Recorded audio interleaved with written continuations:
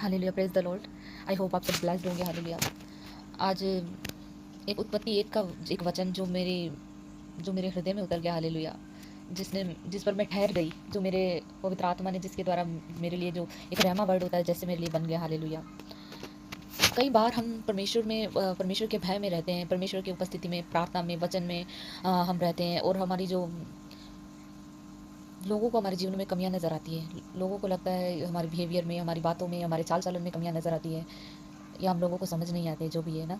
तो और उन बातों को लेकर यदि हम डेली परमेश्वर के सामने जा रहे हैं, हम महीनों से, सालों से परमेश्वर को ये सब चीज़ें डिस्कस करते हैं कि परमेश्वर हमारे जीवन में क्या ये कमी है, हम परमेश्वर से पूछते हैं कि परमेश्वर ये चीज़ गलत है। हर चीज़ के लिए हम परमेश्वर के अगर सामने रखते हैं, और उसके बाद भी हमारे जीवन में कुछ चीज़ें अगर नहीं बदल रही, या अभी भी हम उन चीज़ों से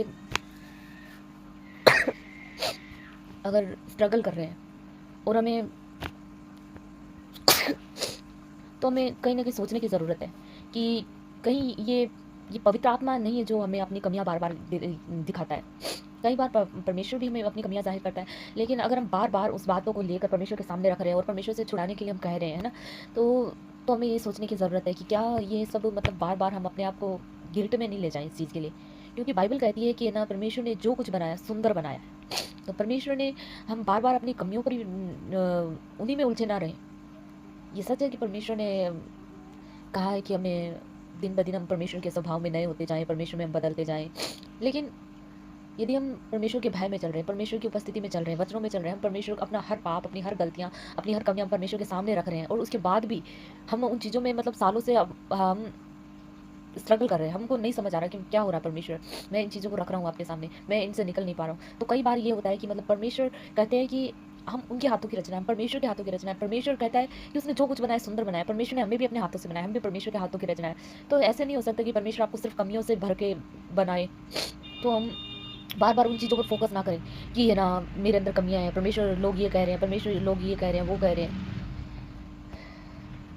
आप रखें परमेश्वर के सामने अपनी कमियां रखें, लेकिन बार बार खुद को ये गिल्ट में ना लेकर जाए कि ना, परमेश्वर कमियां कमियां कमियां नहीं। परमेश्वर ने जो कुछ बनाया सुंदर बनाया। परमेश्वर ने आपको भी सुंदर बनाया, परमेश्वर ने आपको परफेक्ट बनाया। हालेलुया।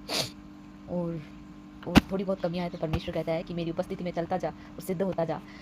तो परमेश्वर के साथ हम जब चलते जाएंगे, परमेश्वर की उपस्थिति में चलते जाएंगे, तो सच में परमेश्वर में उनसे भी बाहर निकालेगा। लेकिन हमें गिल्ट में रहने की जरूरत नहीं है। इनफैक्ट रोज ये अंगीकार करें कि परमेश्वर ने जो कुछ बनाया सुंदर बनाया। परमेश्वर ने मुझे सुंदर बनाया, परमेश्वर ने कमियां नहीं, परमेश्वर ने मुझे अपने समानता और स्वरूप में बनाया। हालेलुया। परमेश्वर ने मुझे यूनिक बनाया, परमेश्वर ने मुझे परफेक्ट बनाया। हालेलुया।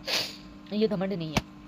इनफैक्ट जब हम ऐसे कहते हैं कि मैं ही हूँ जो हूँ, मैं ही सुंदर हूँ, मैं ही हूँ, तो वो एक घमंड होता है। लेकिन जब हम डेली ये कहते हैं, अब परमेश्वर ने मुझे यूनिक बनाया, परमेश्वर ने मुझे सुंदर बनाया, परमेश्वर ने मुझे अपने समानता स्वरूप में बनाया, तो ये घमंड नहीं है। हालेलुया। बल्कि इस वचन पर मनन करना हमें और ज़्यादा कि सच में परमेश्वर ने मुझे बनाया है। मैं हालेलुया। Thank you Jesus. परमेश्वर इस वचन के द्वारा आपको आशीष दे। आमीन।